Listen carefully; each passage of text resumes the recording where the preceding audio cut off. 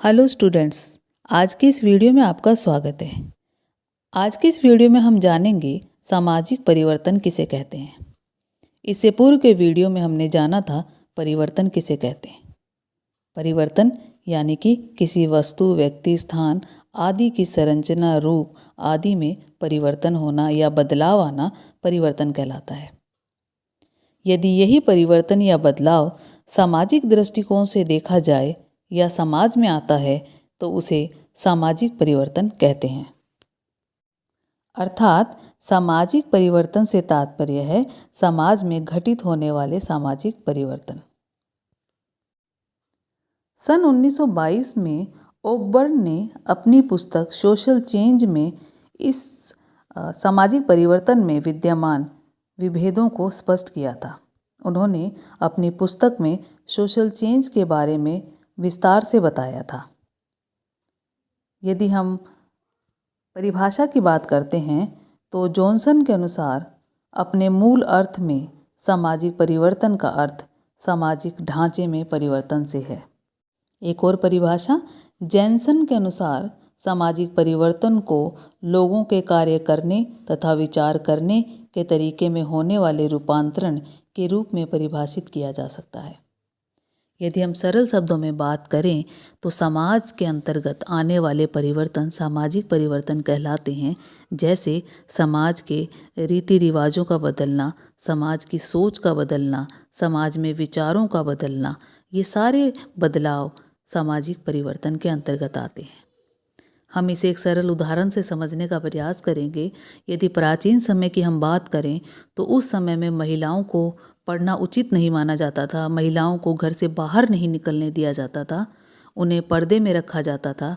लेकिन धीरे धीरे बदलाव आया और महिलाओं को भी पढ़ने की अनुमति दी गई, उन्हें घर से बाहर निकलने की अनुमति दी गई, उन्हें वोट देने का अधिकार दिया गया। ये जो सारे बदलाव आए हैं ये परिवर्तन तो हैं ही, लेकिन यदि हम इन्हें समाज के अंतर्गत ये परिवर्तन हुए हैं और हमें इसे सामाजिक दृष्टिकोण से देखते हैं तो ये सभी परिवर्तन सामाजिक परिवर्तन कहलाते हैं, क्योंकि इन सभी परिवर्तनों का संबंध समाज से है। समाज का मतलब कि केवल एक व्यक्ति को ये परिवर्तन प्रभावित नहीं कर रहे, बल्कि बहुत सारे व्यक्तियों को ये परिवर्तन प्रभावित कर रहे हैं। तो ये जो सारे परिवर्तन हैं ये सामाजिक परिवर्तन कहलाते हैं। सामाजिक परिवर्तन के अंतर्गत सामाजिक ढांचे में परिवर्तन आता है।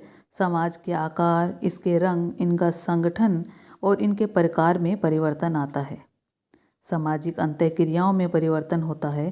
सामाजिक संगठनों में बदलाव आता है, यानी कि हमारे रीति रिवाजों में बदलाव आता है, खान पान में बदलाव आता है, मकान के आकार, मकान की संरचना, हमारे विचार, हमारी सोच, हमारे कार्य करने का तरीका, ये सारे बदलाव सामाजिक परिवर्तन के अंतर्गत आते हैं। क्योंकि व्यक्ति के विचार ही परिवर्तन के लिए उत्तरदायी हैं। ये विचारों का ही प्रभाव है कि पहले महिलाओं को पढ़ने नहीं दिया जाता था, घर से बाहर नहीं निकलने दिया जाता था, उन्हें सती किया जाता था, जौहर प्रथाओं का पालन करवाया जाता था, कन्या भ्रूण हत्या की जाती थी। लेकिन धीरे धीरे शिक्षा के बढ़ने से विचारों में परिवर्तन आया। सती प्रथा को रोका गया, बाल विवाह को रोका गया, दहेज प्रथा का विरोध किया गया, पर्दा प्रथा का विरोध किया गया, उन्हें पढ़ने के लिए स्कूल भेजा जाने लगा। ये सारे बदलाव व्यक्ति के विचारों में जैसे जैसे आते गए वैसे वैसे समाज में भी बदलाव आता गया। समाज में बदलाव आने से बहुत सारी चीज़ें, बहुत सारी तरक्कियां बदल जाती हैं, क्योंकि जब महिलाएं पुरुष के बराबर कार्य करती हैं तो उनका देश का विकास भी होता है। उद्योगों में, संपत्ति में, धन में भी विकास होता है, क्योंकि वे भी कामगार के रूप में कार्य करके आय के साधन उपलब्ध करवाती हैं।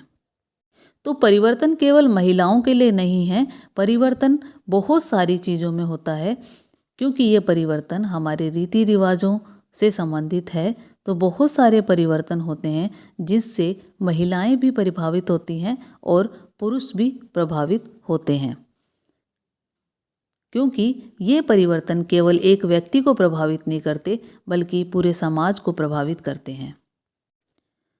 हमारे आपस में विचारों में परिवर्तन आना, स्त्री पुरुष के संबंधों में परिवर्तन आना, हमारी नातेदारी प्रथा में परिवर्तन आना, व्यक्तियों के व्यवहार में परिवर्तित होना, ये सारे परिवर्तन सामाजिक परिवर्तन के अंतर्गत माने जाते हैं। यानी ये जितने भी बदलाव हुए हैं, जितने भी अंतर देखने को मिल रहा है, वे सभी सामाजिक परिवर्तन के अंतर्गत आते हैं।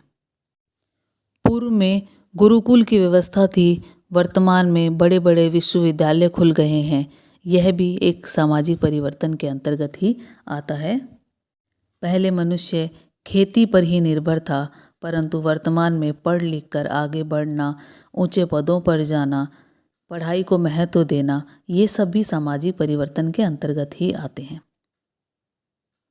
सरल शब्दों में यदि हम बात करते हैं तो हमारे विचारों में, हमारे रीति रिवाजों में, हमारे कार्य करने के ढंग में, हमारे सोचने के तरीके में, हमारे बहुत सारे कार्य करने के तरीकों में जितने भी बदलाव आते हैं और वे बदलाव समाज को कहीं ना कहीं प्रभावित करते हैं, तो यह सारे बदलाव, ये सारे अंतर सामाजिक परिवर्तन कहलाते हैं।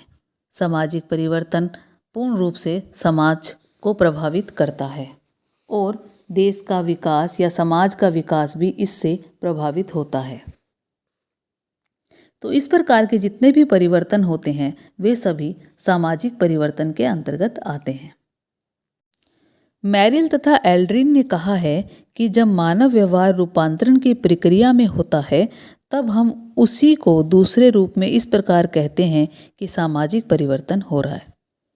ये वही बात कही गई है, यानी कि मानव के व्यवहार में, मानव के तरीके में, मानव की क्रिया करने में, मानव के सोचने के तरीकों में जो बदलाव आता है, वही बदलाव आगे जाकर सामाजिक परिवर्तन के लिए उत्तरदायी होता है। यानी कि मनुष्य का व्यवहार और मनुष्य की सोच समाज में बहुत सारे बदलाव लेके आते हैं और यही बदलाव आगे जाकर सामाजिक परिवर्तन कहलाते हैं। धन्यवाद।